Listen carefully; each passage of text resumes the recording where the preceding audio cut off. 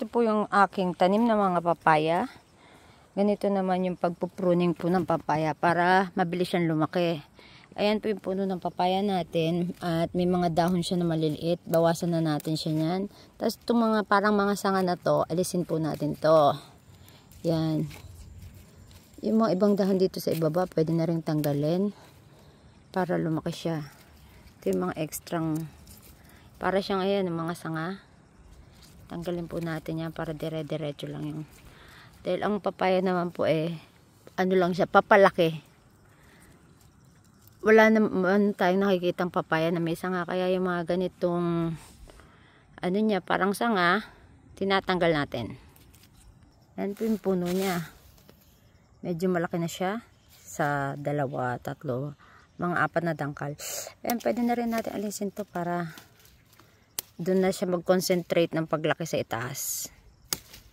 At dito, eto meron pa rin sanga. Tanggalin natin. Ayan. Eto din, ganun din po yung gagawin natin. Tatanggalin natin itong mga dahon dito sa ibaba. At mga sanga-sanga niya. Dahil malaki na siya para mas mabilis siyang lumaki. At magkabunga. Ayan. Ito yung mga sanga niya Oh. Diba yung papaya naman po, hindi man natin pinahayaan na magkaroon ng mga sanga.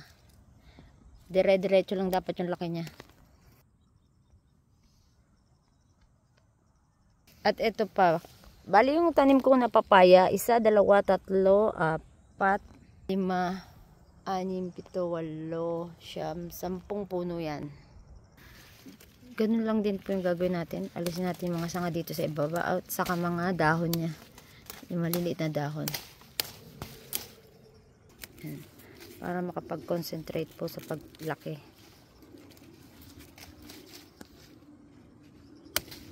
O, diba? Malinis na siya. Ano yung mga iba? Ito din.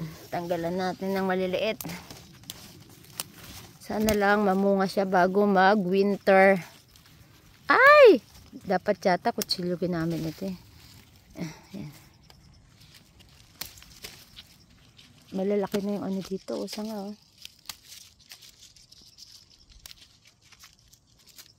Ito, alisin na natin habang maliit pa. Para nakapokus siya sa paglaki. O, ayan na siya. Ayan na po yung mga matanggalan natin ng mga sanga at dahon. Ayan, ganun lang guys.